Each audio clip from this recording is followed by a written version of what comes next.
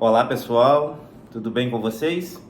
Então, chegou aquele momento de fazer uma revisão e recapitular tudo que vimos nas 4 unidades de aprendizagem que vocês estudaram durante esse semestre na disciplina de Biologia Geral. Basicamente, falamos da célula e suas estruturas intracelulares, denominadas organelas. Na primeira unidade de aprendizagem, falamos sobre a célula. Vimos que todos os órgãos e sistemas do nosso organismo são formados por células que têm suas peculiaridades e semelhanças.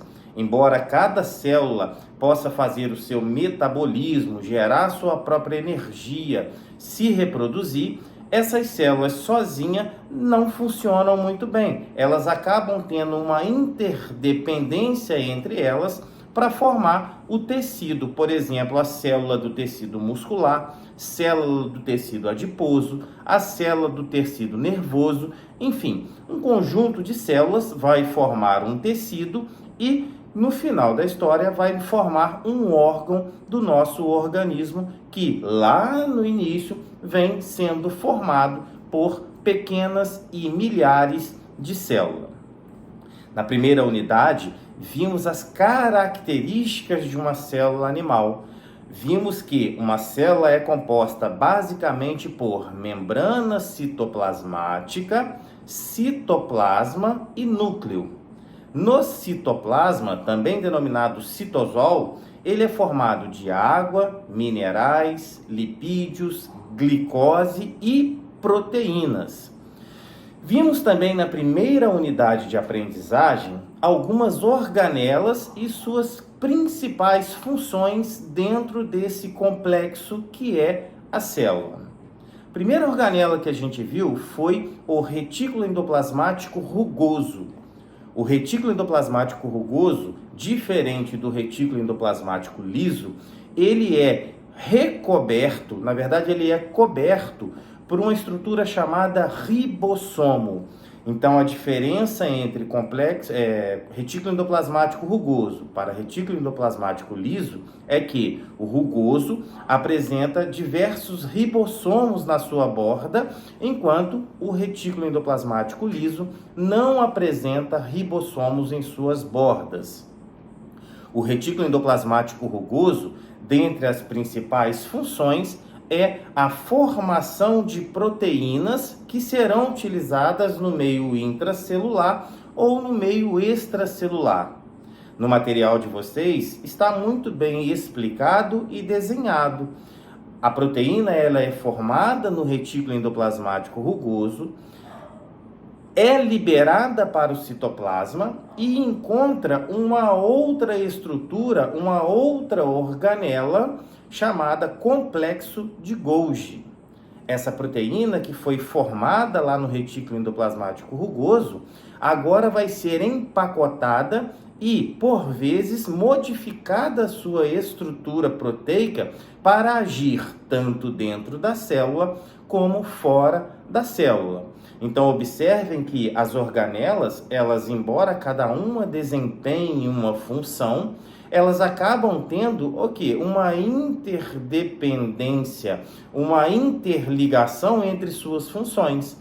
Novamente, o retículo endoplasmático rugoso forma proteína, que será empacotada no complexo de Golgi, que será enviada para o citosol ou citoplasma, ou para fora da célula pelo processo de exocitose para agir em outra estrutura.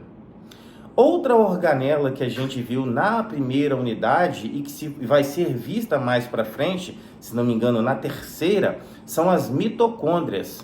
Quando falamos em mitocôndrias, a primeira palavra que vem em nossa cabeça tem que ser energia. Em qualquer lugar que vocês virem a palavra mitocôndria, sempre associem a energia. Por quê? É na mitocôndria que são transformadas as energias. Como assim transformadas? A energia potencial que existe no nosso alimento, quando você come o arroz, o feijão, a carne, esses alimentos são digeridos e transformados, em glicose, lipídios e proteínas. E é dentro da mitocôndria que essas proteínas, glicose e lipídios são transformados em energia utilizável pelo organismo.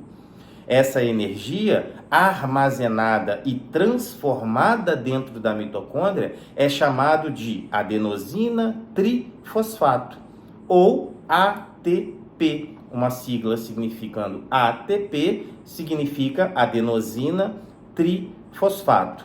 É através do ATP que o nosso organismo tem energia para realizar o quê? Os trabalhos biológicos, muito bem respondido por vocês no nosso primeiro fórum.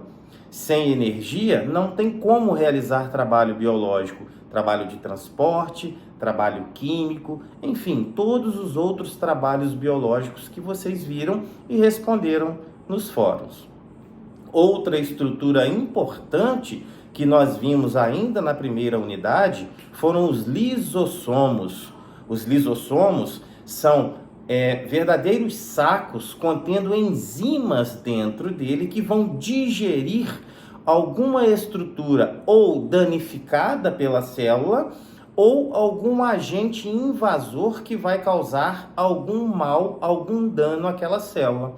Por exemplo, uma bactéria que ela entra dentro da célula, ela vai ser digerida pelo lisossomo, pelas enzimas que estão dentro do lisossomo. Então, os lisossomos funcionam, além de uma defesa, como um sistema digestório de dentro da célula. Ainda na unidade 1, falamos um pouquinho sobre a fagocitose. O que é a fagocitose? É o englobamento, é a interiorização de partículas que estão no meio extracelular, ou seja, fora da célula, para dentro da célula. Partículas sólidas são englobadas pelo processo de fagocitose.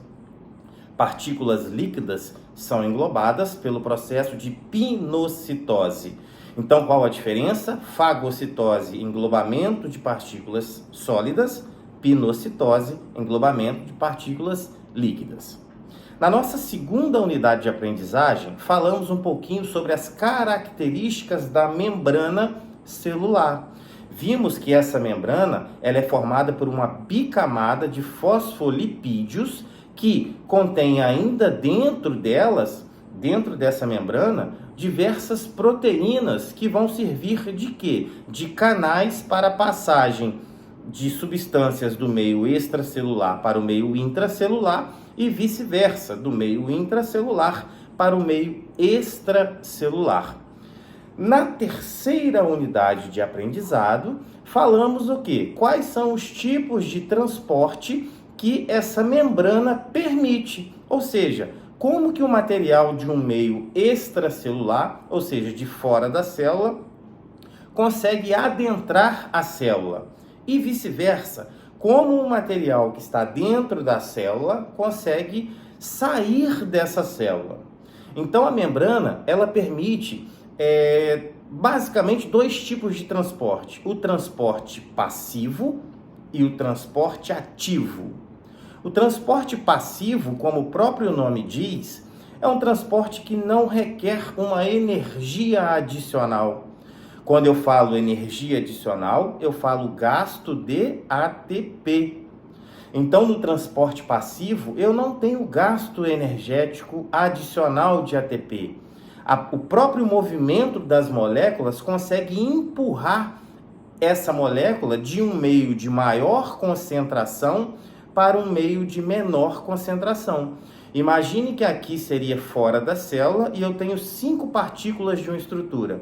E aqui eu tenho o meio intracelular com a membrana separando esses dois lados. Este lado está mais concentrado, eu tenho 5 substâncias. Este lado está menos.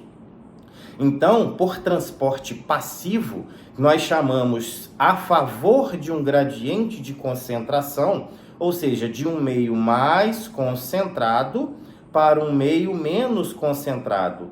Eu consigo passar uma molécula para cá, através da membrana, sem gasto energético. Esses processos são chamados de difusão simples e difusão facilitada. Ao contrário, temos o transporte ativo. Como o próprio nome diz, eu preciso de uma demanda energética adicional.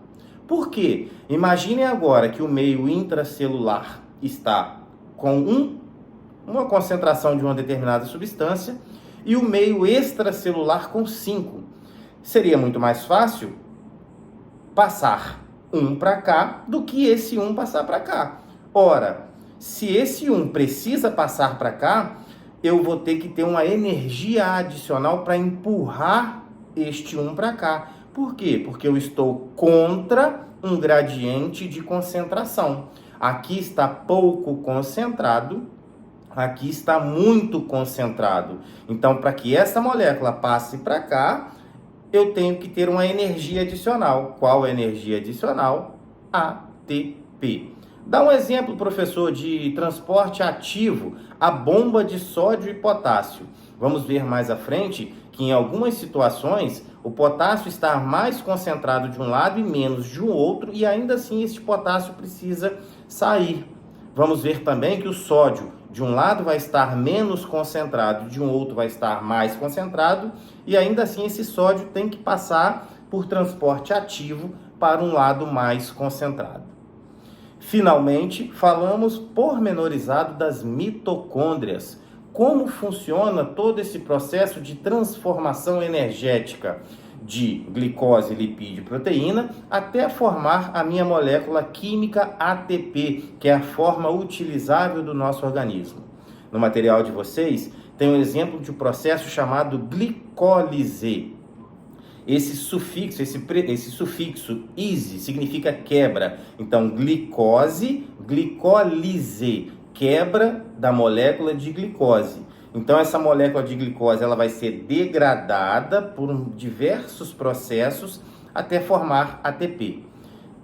A glicólise ocorre no citoplasma celular.